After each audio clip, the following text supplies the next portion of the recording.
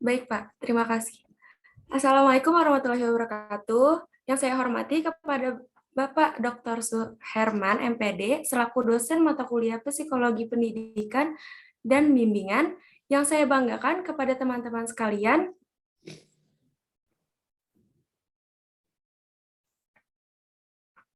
Topik yang akan kita bahas hari ini yaitu strategi dan teknik bimbingan dan konseling. Sebelum memasuki materi, izinkan saya memperkenalkan diri. Nama saya Sylvia Amalia sebagai moderator yang akan memandu presentasi hari ini. Dan nggak akan lengkap nih jika kita tidak berkenalan dengan anggota kelompok 7. Yang pertama, ada Dita Putri, yang kedua ada Fauzia Sania, yang ketiga ada Moh Najril, yang keempat ada Reginald Gilbert, yang kelima ada Safa Dinastia.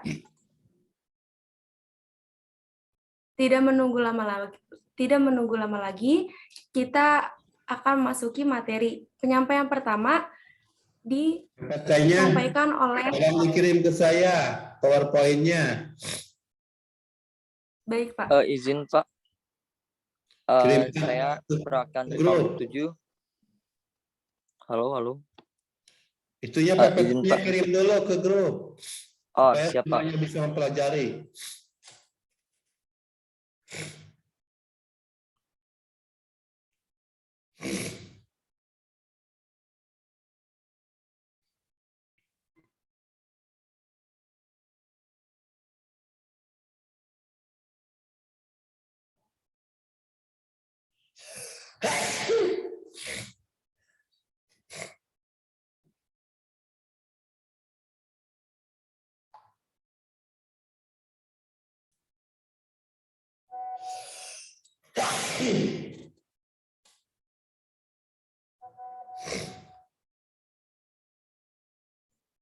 Baik, Pak. Izin konfirmasi. Materi sudah ada. Ya, Pak. Saya lanjutkan ya, Pak. Ya, silakan. Penyampaian materi pertama kepada Saudara Najril, saya persilahkan. Baik, terima kasih kepada moderator atas kesempatannya. Saya Najril, selaku presentator pertama, akan memaparkan materi mengenai prosedur umum layanan bimbingan. Pada umumnya, prosedur layanan bimbingan melalui beberapa tahapan kegiatan. Di antaranya, yang pertama ada identifikasi kasus. Langkah ini bertujuan untuk menjawab pertanyaan siapa peserta didik yang dapat ditandai dan diduga memerlukan layanan bimbingan. Pada umumnya, di tingkat perguruan tinggi, menurut Robinson, masih banyak yang merasa enggan atau untuk secara sukarela meminta bantuan layanan bimbingan dengan berbagai alasan. Salah satunya individu yang bersangkutan tidak atau kurang mampu menyadari bahwa dirinya sedang mengalami suatu masalah. Robinson menyarankan cara-cara untuk memberikan motivasi kepada siswa tersebut antara lain sebagai berikut. Yang pertama, call them approach. Panggil saja atau lakukan wawancara dengan semua siswa pada ruang lingkup tertentu secara bergiliran. Yang kedua, maintain good relation. Pendekatan ini dikenal juga sebagai open door policy, di mana diciptakan berbagai cara tidak langsung untuk memperkenalkan berbagai jenis bantuan kesediaan guru atau pembimbing untuk membantu siswanya. Yang ketiga, developing a desire for counseling. Jika kedua cara sebelumnya kita menunggu sampai siswa merasakan adanya masalah, maka pada cara yang ketiga ini, siswa segera dan langsung dibawa ke arah penyadaran akan masalah yang mungkin sedang atau akan dialaminya. Yang keempat, lakukan analisis terhadap prestasi belajar siswa atau catatan harian guru. Dan yang kelima, melakukan analisis sosiometris.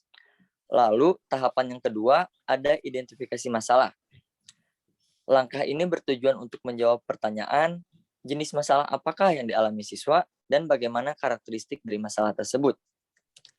Secara umum, permasalahan yang dialami individu atau kelompok individu mungkin menyangkut bidang seperti pendidikan, perencanaan karir atau jabatan, penyesuaian sosial, pribadi, emosional, dan moralitas. Dalam konteks belajar mengajar, permasalahannya dapat dilokalisasi dan dibatasi dengan ditinjau dari tujuan-tujuan proses belajar mengajar, seperti secara substansial material. Lalu yang kedua ada secara struktural fungsional. Yang ketiga ada secara behavioral. Dan yang keempat, mungkin pula terletak pada salah satu atau beberapa aspek kepribadian. Jika dilihat dari segi proses belajar mengajar sendiri, mungkin letak permasalahannya berkaitan dengan salah satu komponen. Yang pertama, komponen kurikuler, yaitu kesesuaian dengan program atau bidang studi atau materi pelajaran. Yang kedua itu komponen metodologis, kesesuaian dengan strategi metode dan teknik belajar mengajar.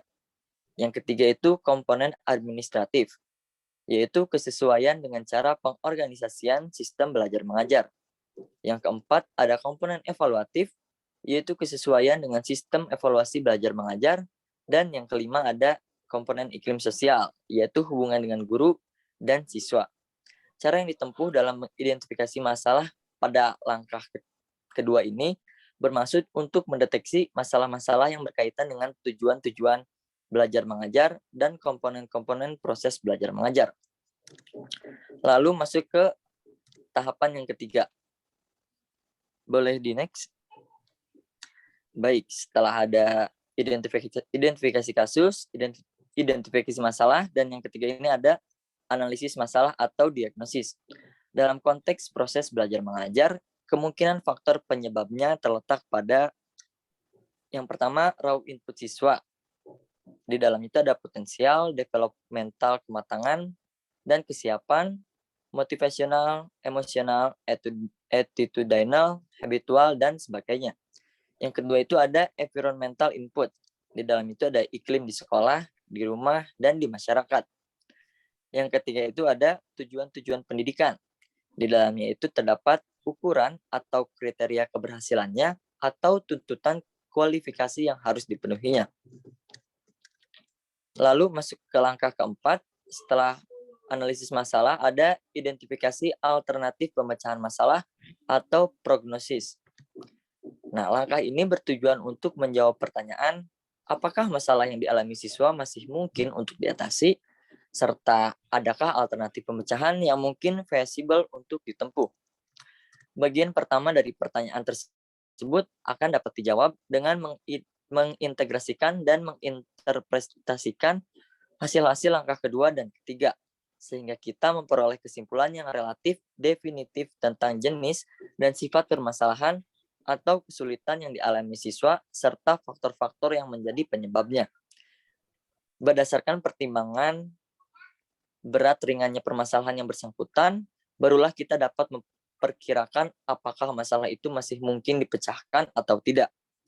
Setelah perkiraan mungkin tidaknya masalah terpecahkan, selanjutnya kita perkirakan berapa lama dan cara-cara yang mungkin serta oleh siapa siswa tersebut dibantu dalam memecahkan permasalahan. Kalau jenis dan sifat permasalahan serta sumber permasalahan yang masih berkaitan dengan sistem belajar mengajar dan masih berada dalam kesanggupan dan kemampuan para guru, seharusnya bantuan bimbingan itu dilakukan oleh guru sendiri. Namun, kalau permasalahannya sudah menyangkut aspek kepribadian yang lebih mendalam atau lebih luas lagi, maka selayaknya tugas guru hanya membuat rekomendasi kepada para petugas atau ahli yang kompeten dalam bidang-bidang tersebut. Lalu masuk ke tahapan yang kelima. Boleh di next? Baik, tahapan yang kelima itu ada pemecahan masalah atau membuat rujukan. Cara manapun yang ditempuh evaluasi atas usaha pemecahan masalah tersebut seharusnya dilakukan. Jika usaha bantuan remedial itu dilakukan oleh guru sendiri, maka guru yang bersangkutan hendaknya meneliti seberapa jauh pengaruh tindakan remedial itu telah menunjukkan efek atau pengaruh yang positif bagi pemecahan masalahnya. Tetapi, jika remedial itu dilakukan oleh petugas atau ahli lain, sebaiknya guru meminta laporan dari mereka. Dan tahapan yang terakhir itu ada evaluasi dan tindak lanjut atau follow up jika diperlukan. Robinson mengemukakan beberapa kriteria keberhasilan dan keefektifan layanan bimbingan itu antara lain sebagai berikut. Yang pertama, kriteria keberhasilan yang tampak segera. Salah satunya itu apabila siswa telah mulai menyadari atas adanya masalah yang dihadapinya. Dan yang kedua itu ada kriteria keberhasilan dalam jangka panjang. Apabila siswa telah menunjukkan kepuasan dan kebahagiaan dalam hidupnya yang dibuahkan oleh tindakan-tindakan dan usaha-usahanya. Mungkin sekian yang dapat saya paparkan. Saya kembalikan ke moderator. Terima kasih.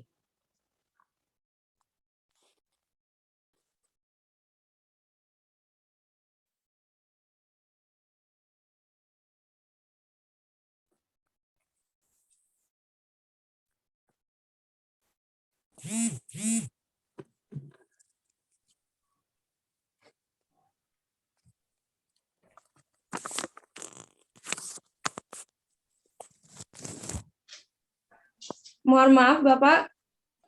Zoom saya terpental. Saya ke Zoom si Safa. Baik, terima kasih kepada Najril yang sudah memaparkan materinya. Selanjutnya, penyampaian materi akan disampaikan oleh Regina Gilbert. Saya persilahkan. Baik, terima kasih atas waktunya. Baik, yang akan saya paparkan saat ini yaitu tentang strategi layanan bimbingan. Mungkin apa itu strategi pelayanan? Strategi pelayanan adalah cara bagaimana menyikapi suatu keadaan dari suatu kenyataan. Nang dari kedua kalian hiji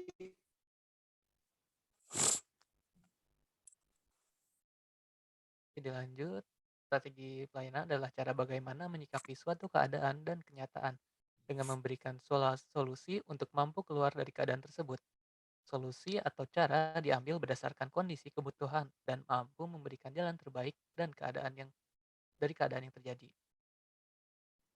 Selanjutnya, setidaknya terdapat dua cara pendekatan dalam menggariskan strategi layanan bimbingan, yaitu berdasarkan jenis dan sifat kasusnya dan berdasarkan ruang lingkup bidang garapan dan pengorganisasiannya.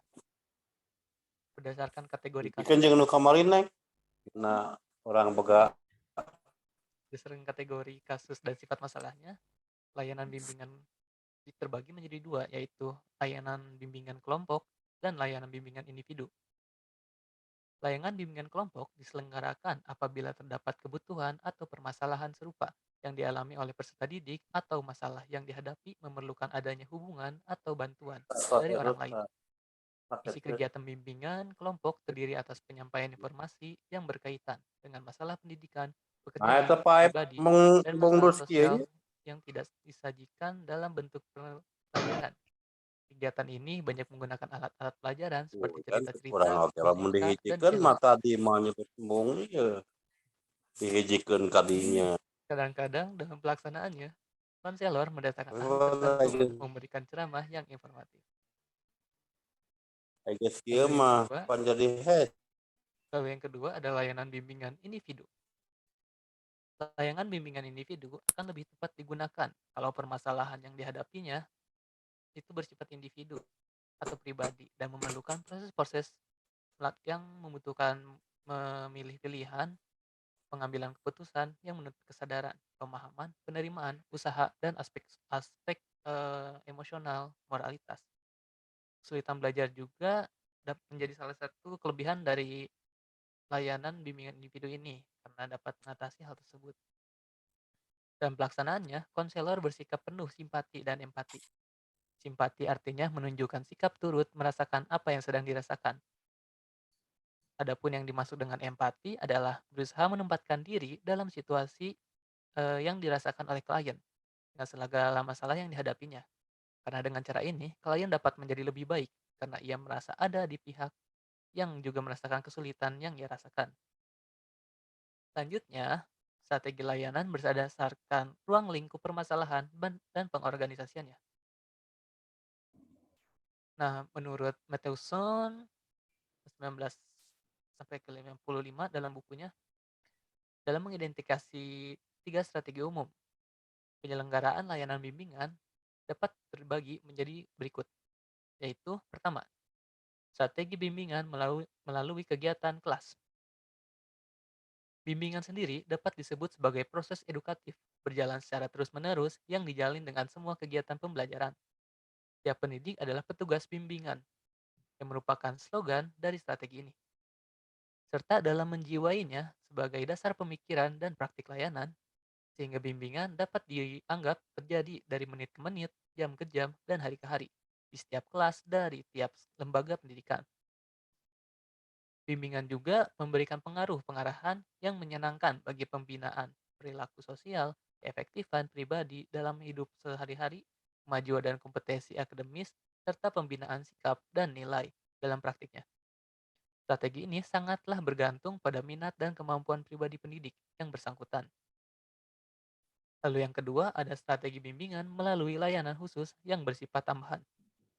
Strategi ini memerlukan petugas khusus atau para ahli serta bimbingan yang melalui proses wawancara yang intensif dalam bimbingannya dan ditunjukkan guna mengatasi masalah-masalah pokok secara terpilih dalam proses bimbingannya. Bimbingan ini lebih bersifat sebagai bantuan yang diberikan kepada peserta didik sebagai individu dalam mengambil keputusan, juga dalam mengadakan pilihan atau menemukan pengarahan dalam situasi-situasi khusus tertentu seperti perencanaan dan persiapan karir. Namun saat ini, bimbingan ini juga meliputi masalah-masalah penyesuaian pribadi juga pendidikan. Namun pusat perhatiannya tetap difokuskan kepada bidang garapan sebelumnya. Lalu yang terakhir ada strategi bimbingan sebagai suatu proses yang komprehensif melalui kegiatan keseluruhan, kurikulum, dan masyarakat. Strategi ini melibatkan semua komponen personalia sekolah, siswa, orang tua, dan wakil-wakil masyarakat. Pendidik, konselor, dan petugas sekolah lainnya bekerja sama sebagai suatu tim dengan para orang tua, para peserta didik, dan lembaga-lembaga masyarakat untuk lebih meningkatkan kemanfaatan kedua strategi layanan yang disebutkan sebelumnya. Sudah jelas, strategi ini selain memerlukan fasilitas yang lebih lengkap, juga menuntut terciptanya suatu kerjasama yang harmonis di antara semua komponen yang terlibat di dalamnya, serta mengharuskan terciptanya hubungan sekolah masyarakat yang lebih erat lagi. Mungkin sekian yang dapat saya sampaikan, saya kembalikan kepada moderator. Baik, terima kasih kepada Saudara Reginald Gilbert yang sudah menyampaikan materinya. Penyampaian materi selanjutnya kepada Saudari Sania, saya persilahkan.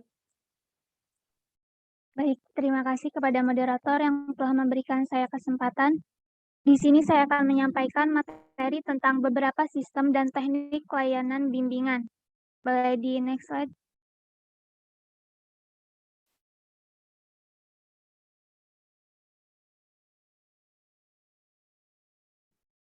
Yang pertama yaitu ada beberapa sistem pendekatan layanan bimbingan. Sejak munculnya karya Roger dalam bukunya yang berjudul Counseling and Psychotherapy 1942, mulailah dikenal dua sistem pendekatan layanan bimbingan yang disebut Directive Counseling dan Non-Directive Counseling. Yang pertama yaitu ada pendekatan direktif. Pendekatan layanan bimbingan ini dikenal juga sebagai bimbingan yang bersifat counselor-centered. Sifat tersebut menunjukkan pihak pembimbing memegang peranan utama dalam proses interaksi layanan bimbingan.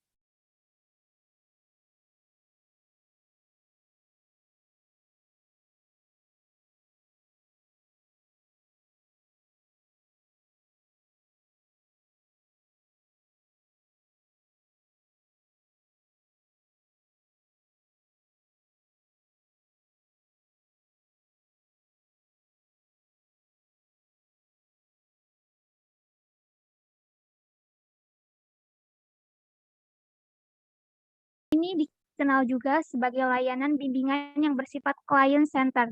Sifat tersebut menunjukkan bahwa pihak terbimbing atau klien diberikan peranan utama dalam bidang interaksi bimbingan. Pembimbing hanya bertugas mencipta situasi yang memungkinkan pihak terbimbing untuk mencoba mencari dan menemukan inti permasalahan yang dialaminya, dan alternatif terbaik baginya untuk mengatasi masalahnya. Pembimbing hanya berbicara seperlunya, bila mana pada suatu pihak klien menghadapi jalan buntu atau jalannya proses usaha penemuan dan pemahaman, serta penerimaan dirinya mengalami kelambanan atau kekaburan. Dengan berbagai pertanyaan dari pihak pembimbing, maka klien menjadi terangsang dan bersemangat kembali dan terus berusaha hingga ia mencapai taraf pemecahan yang diharapkannya. Paham ini berasumsi bahwa pada diri setiap orang terdapat potensi atau kemampuan untuk memahami dirinya dan terdapat suatu daya dorongan untuk maju dan berusaha mencari penyelesaian atas permasalahan yang dihadapinya. Karena itu, pembimbing hendaknya mengidentifikasi dan menempatkan dirinya pada posisi pihak terbimbing, agar klien benar-benar secara bebas dan terbuka mengekspresikan pikiran, perasaan, dan aspirasinya. Dengan demikian, untuk menjadi pembimbing, syaratnya harus benar-benar seseorang yang demokrat sejati, yang menyukai serta mau ahli sebagai spesialis tidak terlalu ketat dituntut, karena tanggung jawab terakhir terletak di tangan pilihan terbimbing sendiri, di mana pembimbing hanyalah bersifat membantu menciptakan kondisi yang tepat. Oke, boleh di next slide.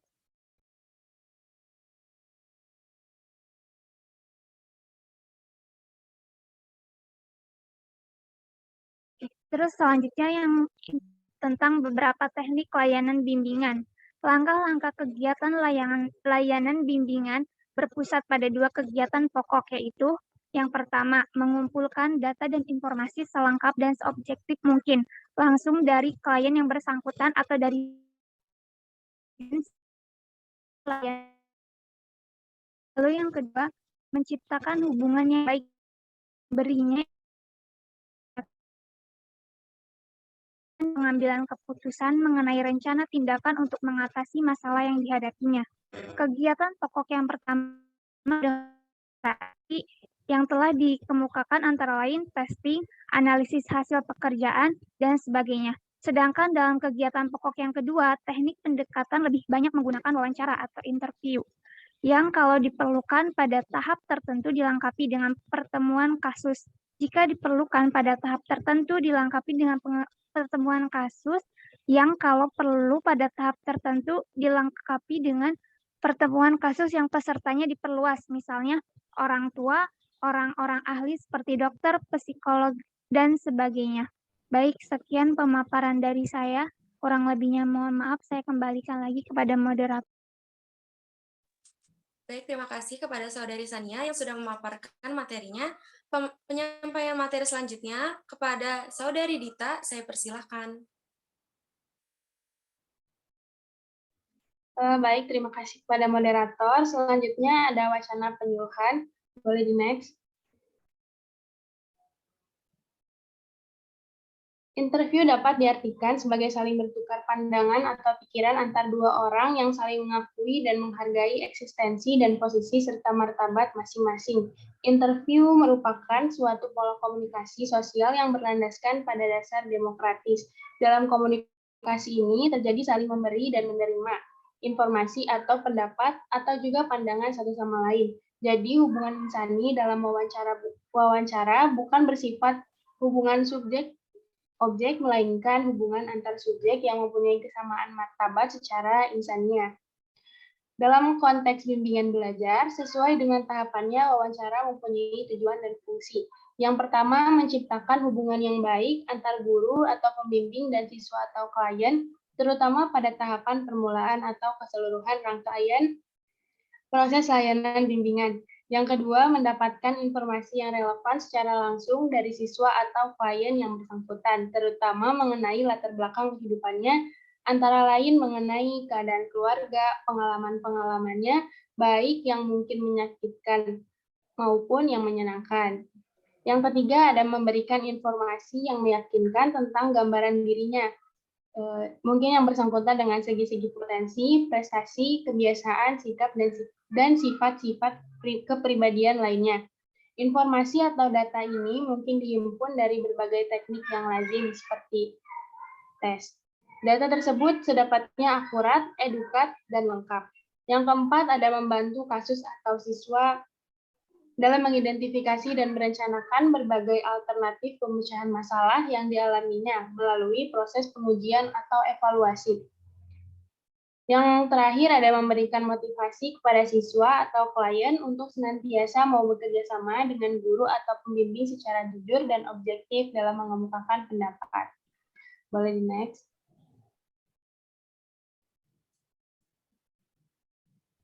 Selanjutnya ada suatu proses wawancara lazimnya melalui tahapan-tahapan berikut. Yang pertama ada pendahuluan. Pada pendahuluan ini dilakukan dua kegiatan, yaitu penerimaan atau penyambutan siswa atau klien dan penciptaan raport atau hubungan baik. Setiap klien disambut dengan penuh keramahan dan kehangatan, contohnya dengan dibukakan pintu, lalu mengucapkan selamat pagi, dan lain-lain. Yang kedua ada pelaksanaan atau inti kegiatan. Yang pertama ada identifikasi masalah. Kalau situasi sudah memungkinkan, pembimbing dan klien sama-sama hening sejenak. Kemudian guru atau pembimbing memulai lagi pembicaraan dengan kata-kata yang seharusnya. Yang kedua ada penjelasan masalah. Pembimbing dapat meminta klien untuk memberikan penjelasan lebih lanjut sehingga pokok-pokok persoalan semakin jelas. Yang ketiga ada interpretasi dan kesimpulan. Secara bertahap, pembimbing mengajak klien mengadakan kesimpulan dan interpretasi dari hasil pembicaraan sehingga kemajuan pembicaraan dapat dicek dan selalu ditingkatkan ke arah pencapaian suatu pemecahan atau solusi masalahnya. Yang terakhir ada penutupan. Setiap pertemuan dilakukan penutupan yang dapat memberikan impresi kepada siswa atau klien bahwa pertemuan dan pembicaraan itu bermanfaat baginya. Kalau diperlukan, yang bersangkutan akan tertarik untuk datang kembali dengan memperhatikan waktu. Setelah dicapai suatu taraf kesimpulan tertentu, pembimbing mengakhiri pembicaraannya mungkin dengan melihat jam sebagai pemberian isyarat kepada klien. Boleh di next.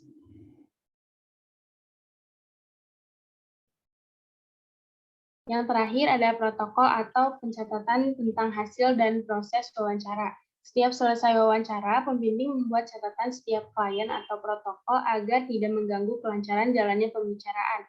Selain tentang identitas atau inti permasalahan, faktor penyebab, serta alternatif pemecahan beserta kesimpulannya, juga mengenai hal-hal penting seperti perilaku ekspresif tertentu. Pencatatan dilakukan berstruktur sehingga memungkinkan dapat membandingkan klien dengan yang lainnya. Sekian yang dapat saya sampaikan. Saya kembalikan kepada moderator. Baik, terima kasih kepada Saudari Dita yang sudah menyampaikan materinya. Selanjutnya penyampaian materi akan dilakukan oleh Saudari Safa. Kepada Safa saya persilahkan. Baik, terima kasih moderator atas kesempatannya. Saya menyampaikan hal yang perlu diperhatikan dalam wawancara, yaitu yang pertama adalah kita harus memperhatikan waktu. Setiap pertemuan itu hanya 30-45 menit, dan jarak pertemuan juga hendaknya tidak terlalu dekat seperti tiap hari atau terlalu lama seperti berbulan-bulan, tetapi sekitar 3-4 hari agar memungkinkan perencanaan permasalahannya tidak basi. Lalu yang kedua kita harus memperhatikan tempat. Nah, tempatnya ini dilakukan di tempat yang menjamin kerahasiaan klien. Lalu kita harus memperhatikan teknik. Ada 2 teknik pendekatan yang pokok, yaitu counselor center dan client center. Pembimbing mempunyai kebebasan memilih sesuai dengan kondisi dan kemampuannya. Selanjutnya kita juga harus memperhatikan tindakan dan ucapan. Pembimbing seharusnya menciptakan dan pelihara rapor, perkenankan klien bicara bebas, tidak mengkritik, menjadi pendengar yang baik tidak otoriter, letakkan soal pada proporsinya, menyadari ada perbedaan makna perasaan di setiap ekspresi klien, memperhatikan dengan saksama, serta mengemukakan pertanyaan hanya saat tertentu yang tepat, yakni saat klien ingin bicara tetapi sulit, saat gejala kecemasan dan ketakutan klien yang mengganggu kelancaran wawancara, saat mengarah perhatian klien pada masalah yang ia hindari, lalu saat interpretasi suatu hal secara implisit yang merupakan dugaan, lalu saat memberi persetujuan sekadar anggukan atau kata-kata. Lalu selanjutnya ada konferensi kasus. Konferensi kasus ini pengertiannya dalam arti umum, yaitu seluruh pertemuan antara konselor atau guru dengan konseli atau siswa dalam rangka proses bimbingan. Konferensi kasus ini pada hakikatnya merupakan pelengkap atau pembimbing dari kasus yang bersangkutan. Nah, tujuan khusus dari konferensi kasus ini yaitu untuk mendapatkan suatu konsistensi jika pembimbing menemukan berbagai data yang bertentangan. Lalu yang kedua, mendapatkan konsensus dari para ahli dalam menaksir data untuk memudahkan mengambil keputusan. Lalu yang ketiga, ada mendapat pengertian, penerimaan, dan persetujuan dari orang tua siswa yang bersangkutan. Terdapat prosedur dan teknik dalam konferensi kasus ini. Yang pertama yaitu undangan dilakukan oleh kepala sekolah yang bersangkutan atas usul pembimbing tersebut. Lalu yang kedua, pembimbing yang bersangkutan menampilkan permasalahan dan maksud konferensi tersebut. Nah, yang ketiga, ahli lain memberi input dan kontribusi data yang baru yang melengkapi pemikirannya dalam hal kaitannya.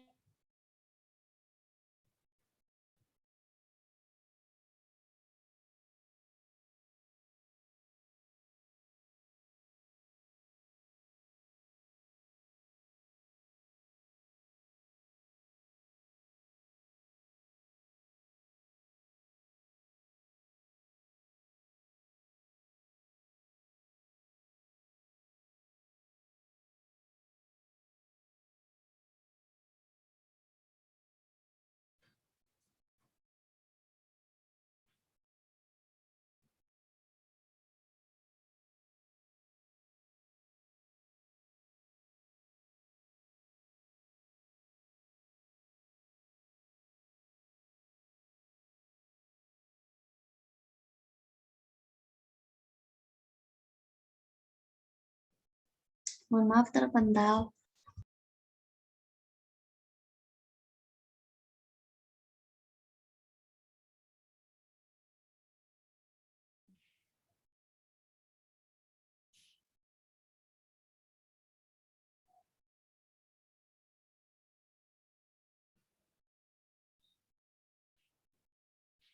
Oke, saya ulang ya. Jadi prosedur dan teknik ini yang keempat, konferensi menyimpulkan beberapa rekomendasi-rekomendasi berupa alternatif untuk dipertimbangkan oleh pembimbing dan kasus atau siswa yang bersangkutan dalam pengambilan keputusan-keputusannya. Lalu ada protokol dari konferensi kasus. Seperti hasil dan proses wawancara, maka proses dan hasil konferensi kasus ini pun dicatat secara tertib. Semua dokumen bersifat konfidensial. Pola catatan pun seharusnya diadakan menurut format tertentu sehingga mudah jika perlu diadakan studi perbandingan dari berbagai kasus atau siswa. Lalu ada beberapa hal yang harus diperhatikan, yakni kepentingan kasus harus di atas segala kepentingan lainnya dalam kondisi apapun. Terus kode etik profesional dijunjung tinggi, serta pertimbangan-pertimbangan dilakukan secara rasional dan optimal. Sekian paparan dari saya kembalikan kepada moderator. Baik, materi ini menjadi materi yang terakhir sekaligus menjadi materi penutup.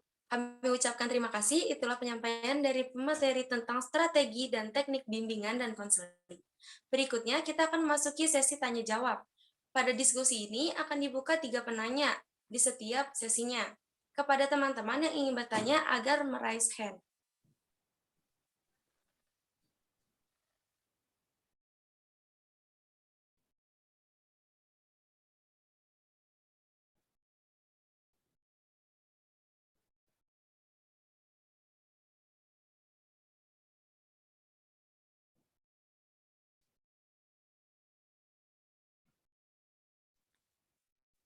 Kepada Devita, saya persilahkan. Ya, terima kasih moderator. Mau bertanya, tadi kan dijelasin sama Sania itu ada pendekatan direktif dan pendekatan non-direktif. Nah, dari dua pendekatan itu, ada kelebihan dan kekurangannya nggak? Kalau misalnya ada, coba sebutin. Itu aja, terima kasih. Baik, terima kasih Devita. Ditampung dulu ya.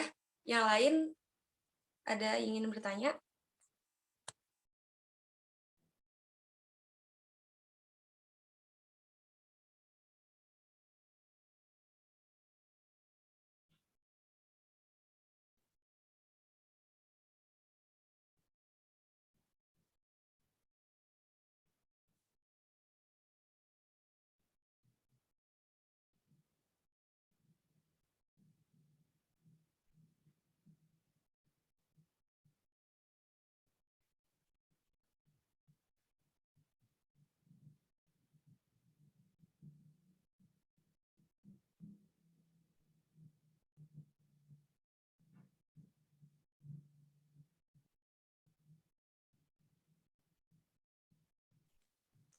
Baik, kepada kelompok 7, jika ada jawabannya bisa dijawab.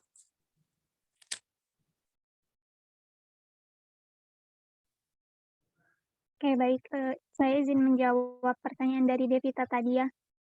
Oke, untuk perbedaan dan untuk kelemahan gitu kan, untuk keuntungan dan kelemahan dari kedua pendekatan itu, yang untuk pendekatan direktif kebaikannya mungkin lebih terarah, waktunya dapat lebih singkat dan hasilnya dapat lebih sesuai dengan yang diharapkan oleh pembimbing. Namun kelemahannya terasa kurang demokratis serta kemungkinan penerimaan saran-sarannya oleh klien tanpa dipahami gitu. Terus untuk pendekatan non-direktifnya sendiri, keunggulannya itu memajukan paham dan pandangan serta cara hidup demokratis. Yang terpenting pengalaman klien dalam proses pemecahan masalahnya akan transferable kalau ia menghadapi masalah yang serupa. Terus untuk kelemahannya sendiri, besar kemungkinan pendekatan ini memakan waktu yang lebih lama dan hasil-hasil alternatif pemecahannya boleh jadi tidak selalu selaras dengan apa yang diharapkan oleh pihak pembimbing dan orang dewasa normal pada umumnya. Sekian.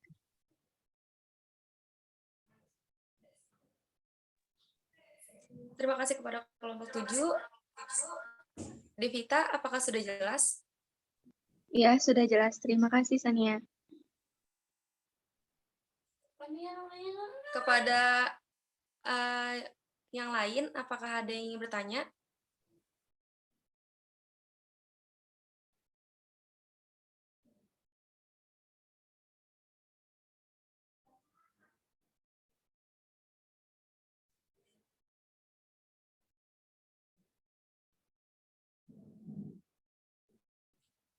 Baik, kepada Faiha Zaka, dipersilahkan. Baik, kan tadi berdasarkan lingkup permasalahan dan pengorganisasian disebutkan ada bimbingan melalui layanan khusus. Apa sih contoh dari bimbingan melalui layanan khusus ini di zaman sekarang? Terima kasih.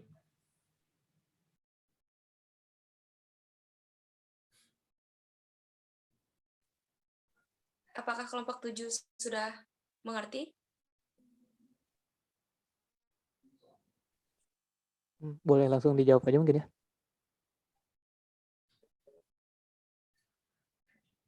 Baik, contoh dari strategi bimbingan layanan khusus gitu yang bersifat tambahan sendiri, sebenarnya bentuknya sudah familiar dengan kita, yaitu seperti ruang BK atau bimbingan konseling. Nah, itu termasuk dalam layanan khusus. Kenapa? Karena tidak termasuk ke dalam kurikulum pembelajaran, namun tetap disediakan oleh sekolah atau lembaga pendidikan untuk membantu peserta didik dalam menghadapi masalahnya. Dan seperti yang difokuskan atau dipaparkan tadi, situasi-situasi khusus tertentu dalam perencanaan yang dihadapi dari bimbingan melalui layanan khusus ini, yaitu seperti persiapan karir dan pendidikan. Kita juga pasti pernah kan saat kita ingin mendaftar perguruan tinggi, itu konsultasi dulu kepada BK atau lain sebagainya. Nah, itu termasuk dalam contoh strategi bimbingan melalui layanan khusus yang bersifat tambahan. Begitu, Pak Iha. Apa sudah cukup jelas? Sudah cukup jelas. Terima kasih. Oke.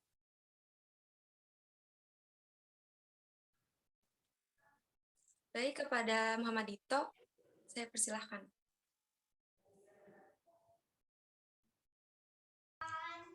Oke, izin bertanya, apakah peran BK atau konselor ini di pendidikan Indonesia sudah maksimal? Itu pertanyaannya. Baik, kepada kelompok 7, apakah sudah jelas?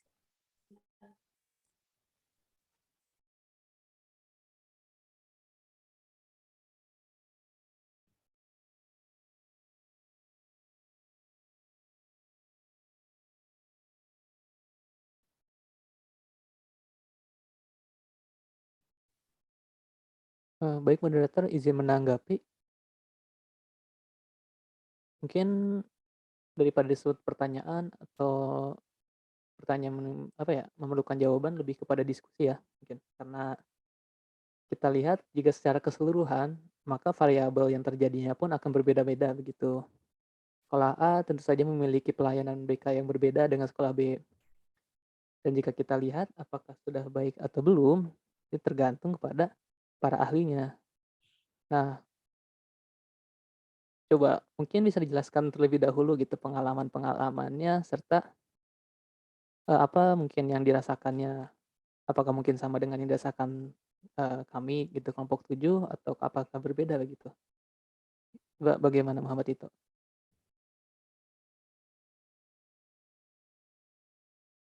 Ya dari sepengalaman gitu, kalau misalnya BK kan sering gitu ya, ada mata pelajarannya gitu kan di sekolah biasanya ada pelajarannya. Biasanya kan BK sebagai konselor juga suka suka sharing gitu ya supaya efektif gitu, mungkin supaya siswa sama BK itu lebih dekat gitu, supaya tidak terjadi masalah-masalah atau fenomena yang lain tapi masih sering terjadi gitu. Itu harusnya seperti apa gitu.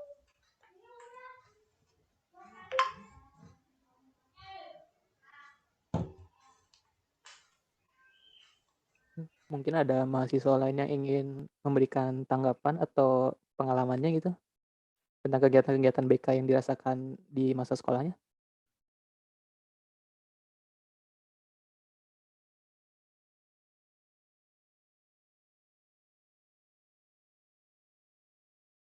Mungkin boleh jujur aja gitu misalkan kayak di sekolahnya itu kurang maksimal karena bukan sekolah favorit misalkan. Karena kita tahu juga gitu terkadang akreditasi sekolah itu mempengaruhi juga sifat-sifat atau karakteristik peserta didiknya begitu. Dan tentu saja cara menghadapinya, terutama dalam perspektif bimbingan konseling ini sangat berbeda-beda gitu ya. Apakah efektif tergantung kemampuannya, saya kembalikan kembali. Namun jika saya lihat gitu ya, mungkin masih banyak juga terutama yang saya rasakan itu seperti terlalu kurang adanya waktu dalam penerapan pelajaran BK ini, pelajaran BK ini gitu, dalam memberikan bimbingan ini. Karena jika kita lihat sendiri kurikulum yang sudah kita hadapi itu sudah sangat padat ya. Sebagai teknologi pendidikan juga tahu mungkin ya, apa yang harus kita capai dan lain sebagainya itu sangatlah banyak. Nah, dari segi waktu pun itu sudah kurang dan bahkan kalau dari pengalaman saya nih, bimbingan yang dilakukan tuh banyaknya malah di luar jam pelajaran. Jadi setelah jam sekolah dan lain sebagainya, yang di mana membuat, apa ya namanya, peserta didik itu kurang menjadi termotivasi begitu karena harus meluangkan waktunya. Cuman jika misalkan memang saya lihat dalam mengatasi masalah gitu ya, terutama yang saya pernah rasakan itu dari kawan saya yang memiliki masalah terlebih dahulu, BK sudah menjadi tempat yang bagus dalam, eee, menampung aspirasi atau menampung kegelisahan gitu ya, peserta didik dalam menghadapi masalahnya gitu, karena peran BK sendiri itu memang sangat dibutuhkan gitu. Walaupun peran BK sendiri ini seperti yang dijelaskan oleh bagian strategi ini, bimbingan ini dapat melalui kegiatan kelas gitu. Jadi terkadang kalau kita merasa mungkin ada, pendidik atau guru-guru yang di kelasnya itu memberikan sebuah, ceramah atau mungkin menceritakan tentang masa lalunya, itu juga bisa disebut sebagai bimbingan gitu, agar kita tidak memiliki atau menambahkan wawasan tentang apa yang terjadi dan juga mendapatkan nasihat dari para pendidik begitu. Gimana Dito? Atau yang lain mungkin ingin berpendapat juga boleh?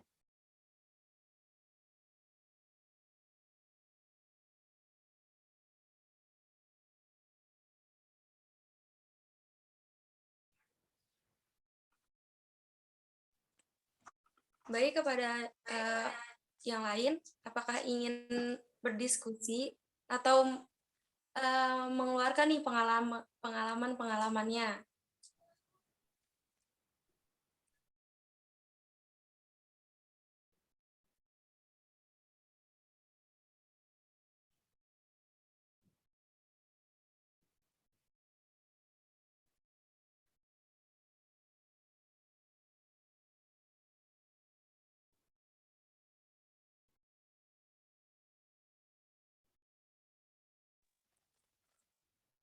Untuk Dito, apakah sudah jelas atau masih kurang mengerti? Jelas sih, berarti kalau misalnya masih ada permasalahan gitu ya, dari guru BK mungkin kan udah menjelaskan gitu ya kan. Kalau di sekolah aku ada mata pelajarannya gitu, udah menjelaskan, udah memberikan yang terbaik. Tapi kalau misalnya si siswanya masih kayak gitu aja, berarti peran BK atau konselor juga perlu adanya apa ya, sharing juga ke orang tua gitu kali ya, sharing ke orang tua terus supaya permasalahan-permasalahan kenakalan remaja kayak gitu tidak terjadi lagi. Cukup jelas. Terima kasih. Baik, untuk mengefektifkan waktu, cukup sekian penyampaian materi hari ini. Selanjutnya saya kembalikan kepada Bapak Dr. Suherman, MPD, untuk menambahkan ataupun sanggahan yang ingin disampaikan.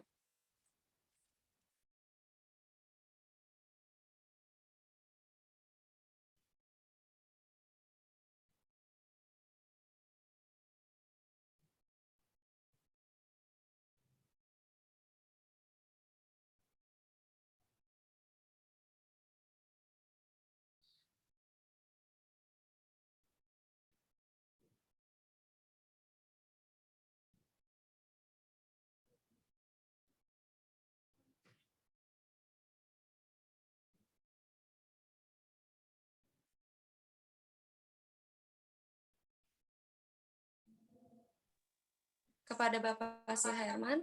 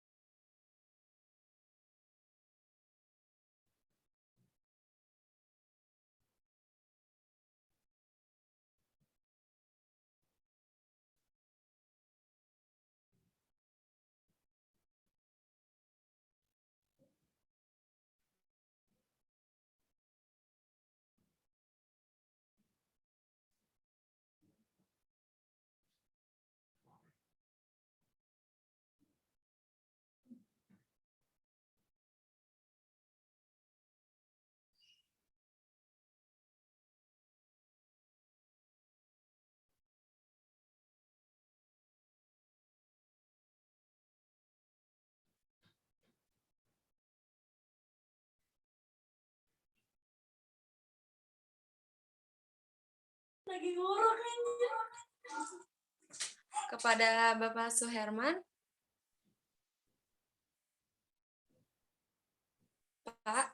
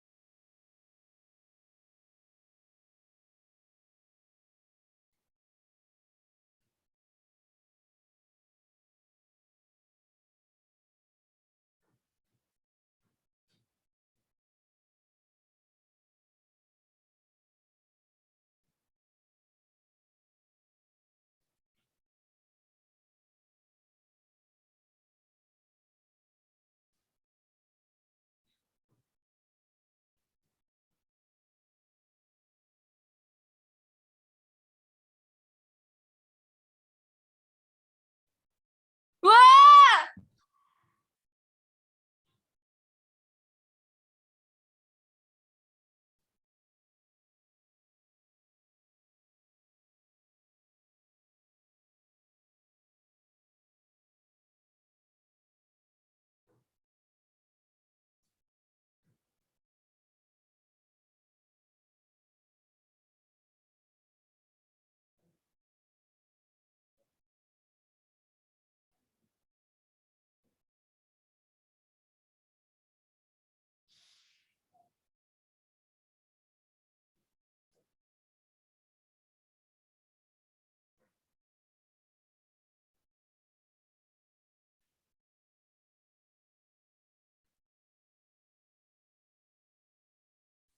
Tolong nih.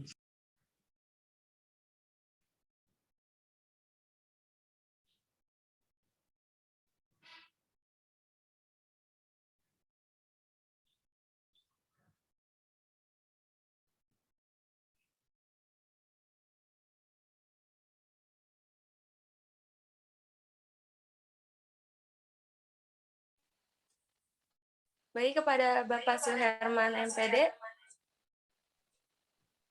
Bapak.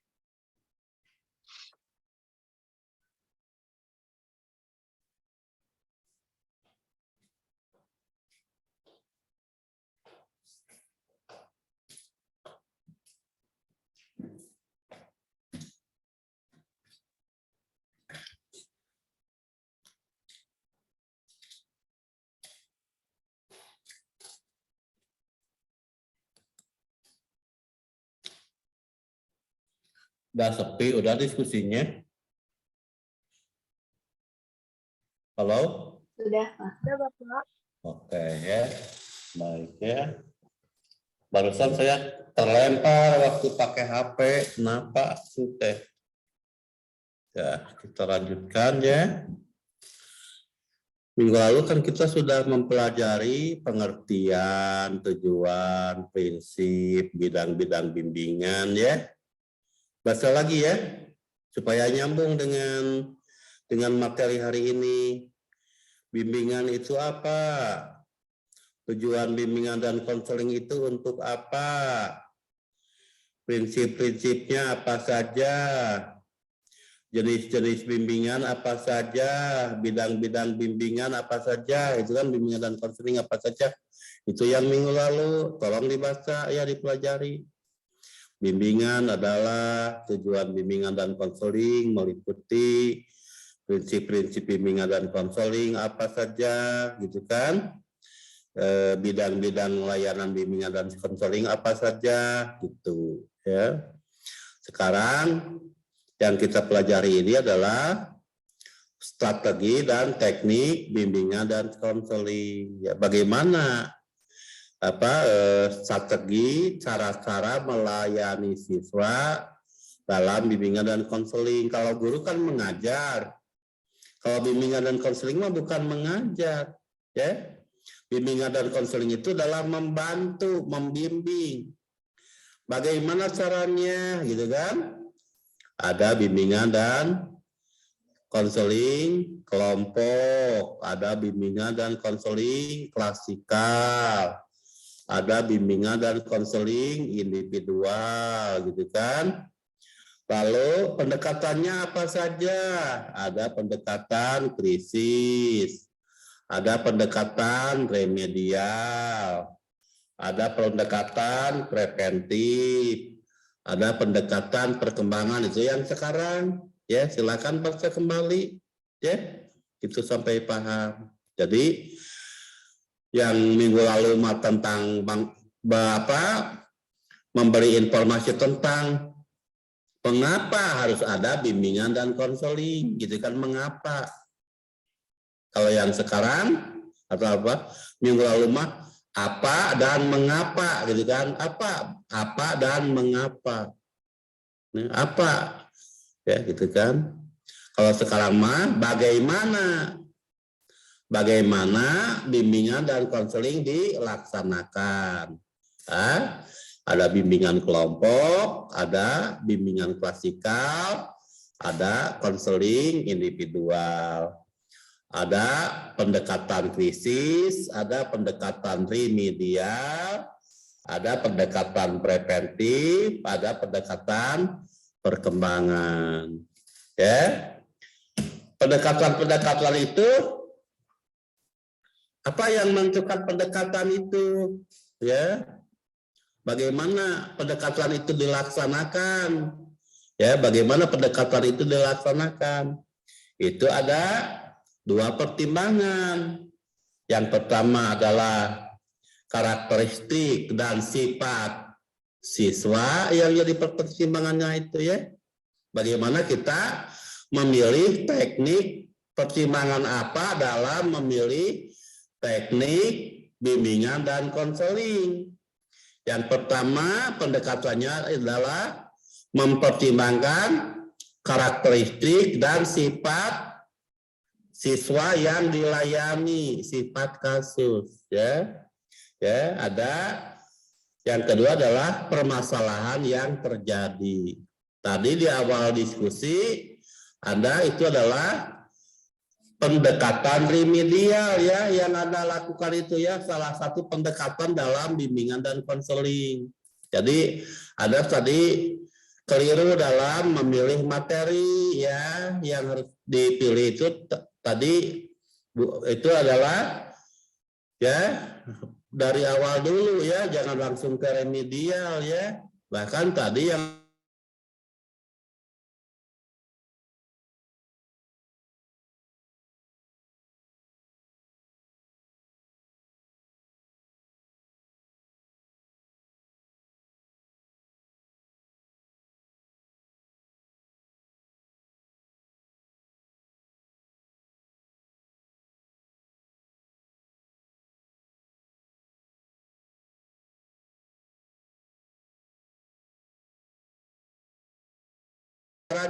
itu yang didiskusikan, ya, itu yang didiskusikan pada hari ini, ya. Silakan pelajari sampai paham, ya. Oke, ya. Sekarang sudah waktunya untuk menutup kegiatan perkuliahan. Silakan didokumentasi dulu. Teman-teman, sebelum kita out dari Zoom ini, ayo on cam untuk didokumentasikan terlebih dahulu. Baik, untuk slide pertama. 1, 2, 3. Slide Itu kedua. mahasiswa kecil. 1, 2, 3. Ya, sudah, terima kasih. Ya, terima kasih ya. Sehat semua, tetap semangat. Ya. Sapia itu siapa namanya? Gina, halo. Gina, adek. Ponakan, Pak. Oh ya, cantik ya. Gina, halo. Terima kasih ikut kuliah kamu. Ya, assalamualaikum warahmatullahi wabarakatuh. Gina, dadahnya gimana? Gina dadahnya. Ayo berani sendiri. Hah? Ya, bagus. Puasa enggak? Gina puasa nggak ditanya? Oh, puasa nggak? Puasa, Pak. Nanti ya. Nah, gede puasa. Oke, terima kasih. Saya Lip ya.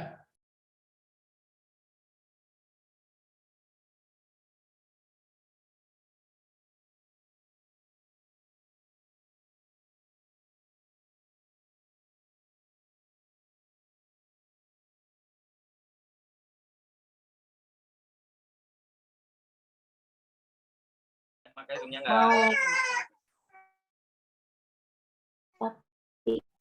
Apa ya? apa? Bentar. Umat-umatnya pada keluar kayaknya. Ya udah tuh. Aku jadiin kamu host ya. Oke.